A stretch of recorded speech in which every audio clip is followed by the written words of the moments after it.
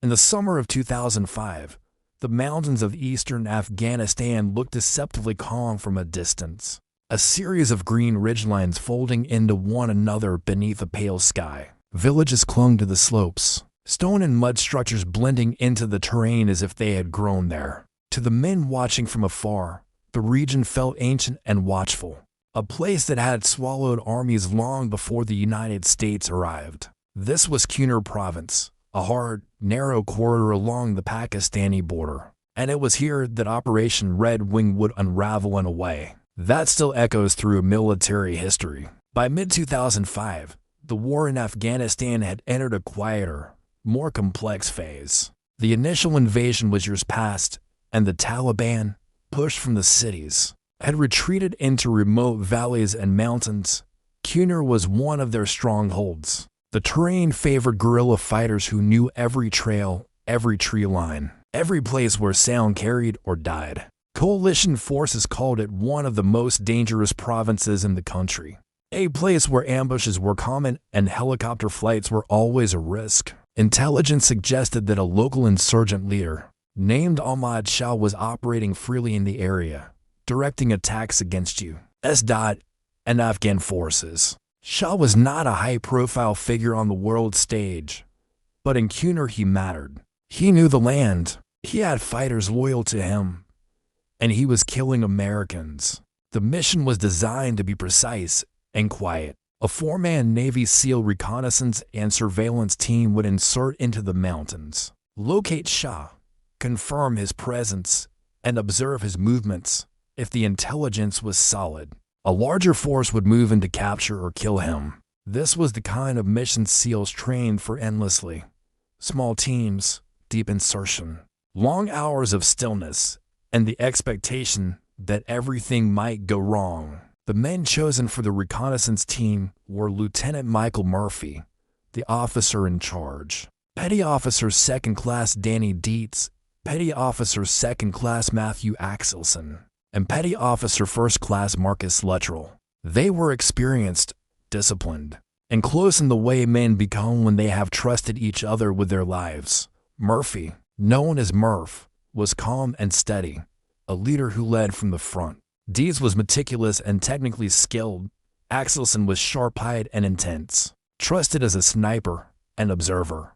Luttrell was strong, resilient, and deeply loyal to his teammates. Together, they represented years of training and a belief that preparation could overcome almost anything. On the night of June 27, 2005, helicopters carried them toward their insertion point high in the mountains. The plan was to insert under cover of darkness, move to an observation position overlooking Shah's suspected location, and remain hidden for as long as necessary. But almost immediately, the mission began to drift off course. Terrain, weather, and the sheer difficulty of flying in those mountains forced changes. The team was inserted in a different location than planned, higher and farther from their intended observation point. It meant a harder movement, steeper slopes, and more exposure. By the time the SEALs reached their hide site, daylight was approaching. They were exhausted, clinging to a steep, forested mountainside, trying to remain invisible in a place where invisibility was never guaranteed. Communications were already proving difficult. The dense terrain interfered with radio signals, making it hard to maintain contact with higher command. Still, they settled in, doing what they had trained to do: watch, listen, and wait. Hours passed. The mountains came alive with the normal rhythms of rural Afghanistan.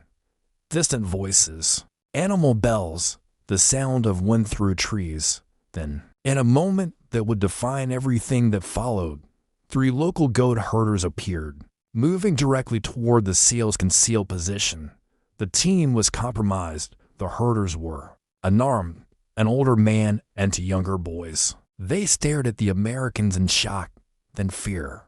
The SEALs restrained them and moved a short distance away to decide what to do. It was a decision that would later be debated endlessly, in books, in courtrooms, in the quiet conversations of veterans who understood the weight of such moments. The rules of engagement were clear. The herders were civilians. They were not armed. Killing them would be a war crime. Releasing them meant risking the mission and their lives. Holding them was not feasible. The team could not move with prisoners, and eventually someone would notice their absence. Murphy and his men discussed their options, aware that whatever choice they made could be fatal in the end. They chose to release the herders. It was a decision grounded in law, ethics, and the belief that they were fighting for something larger than their own survival. The herders were let go. They disappeared down the mountain, and the SEALs waited, knowing what was likely coming. Less than an hour later, the sound of gunfire ripped through the forest. Dozens of insurgents, many loyal to Ahmad Shah, moved aggressively up the slope, firing from above and below. The SEALs were pinned down in terrain that offered little cover. Bullets snapped through leaves and branches. Grenades exploded, sending shards of rock and dirt through the air. The team returned fire, but they were badly outnumbered and exposed. What followed was not a clean firefight, but a desperate, chaotic fight for survival. The SEALs moved downhill, slipping and sliding on steep, wooded slopes. Trying to break contact and find defensible ground, they were hit again and again. Tumbling down ravines under heavy fire, each movement cost them blood. Each pause risked being overrun. Lieutenant Murphy was shot early in the fight, but he continued to lead. Directing his men and calling for support, communications were nearly impossible. Radios failed in the terrain. Signals dropped, and Murphy knew that without outside help, they would not survive.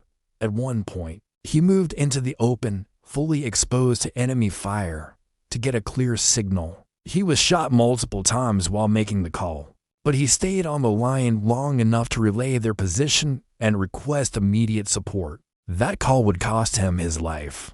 As the firefight raged on, the team was gradually torn apart.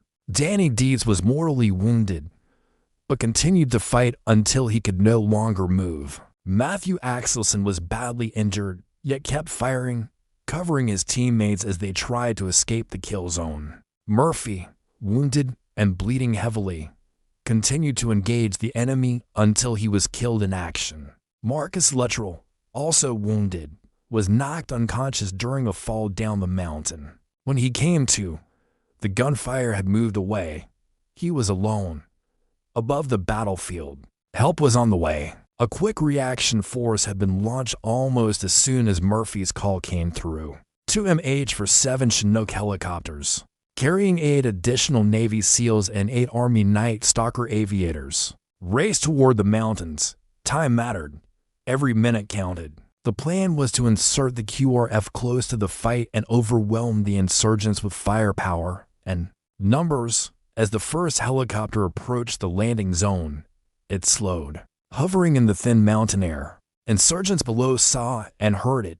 An RPG streaked upward, striking the helicopter. The explosion was immediate and catastrophic.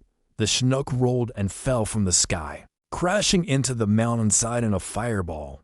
All 16 men on board were killed instantly. In a matter of seconds, Operation Red Wing had gone from a difficult mission to the deadliest single day for U.S. naval special warfare since World War II. The second helicopter, seeing the explosion, was forced to pull away.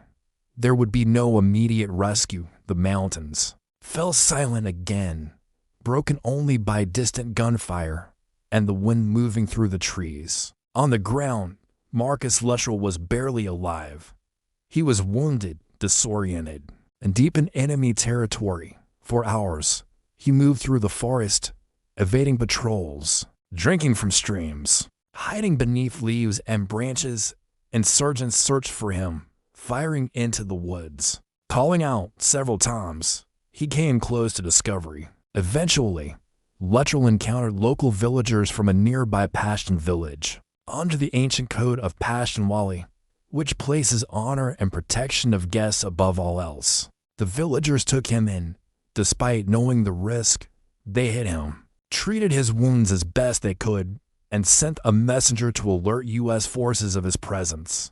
Days later, after a massive search operation involving hundreds of troops, Luttrell was rescued. He was the sole survivor of the reconnaissance team. In the aftermath, The loss sent shockwaves through the military and the nation. 19 Americans were dead. Families were left with folded flags and questions that would never fully be answered. The names of the fallen were spoken with reverence: Michael Murphy, Danny Dietz, Matthew Axelson, and the 16 men aboard the helicopter who never reached the fight. Investigations followed. As they always do, command decisions were scrutinized.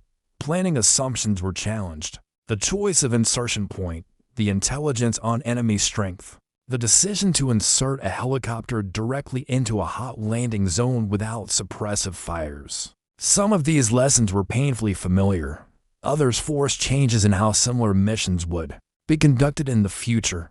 Operation Red Wing was not a failure because of a lack of courage or skill.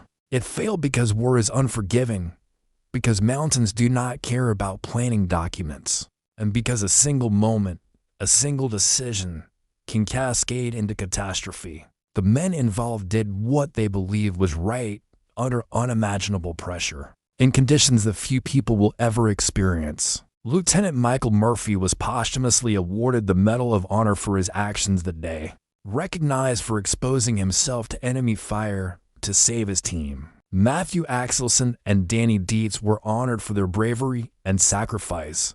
The aviators who flew into danger did so knowing the risks, because that was their job and because someone on the ground needed help. Over time, Operation Red Wing became a story retold and reshaped, sometimes simplified, sometimes mythologized. Books and films focused on individual heroism, on survival against impossible odds. Those stories mattered, but they often blurred the harder truth. This was not a clean victory or a noble defeat. It was a brutal reminder that even elite forces can be overwhelmed, that good intentions do not guarantee good outcomes, and that the cost of war is paid in human lives, not abstract strategy. In Kunar Province, the mountains remain unchanged and indifferent. Villages still cling to the slopes. Pots wind through forests where gunfire once echoed. For the families of the men who died, and for those who served alongside them, Operation Red Wing is not a chapter in a history book. It is a day frozen in time, a series of moments that cannot be undone. The true story of Operation Red Wing is not just about what went wrong, but about the men who stood their ground when everything did, about choices made under impossible circumstances, and about the thin, fragile line between mission and tragedy in the quiet, merciless mountains of Afghanistan.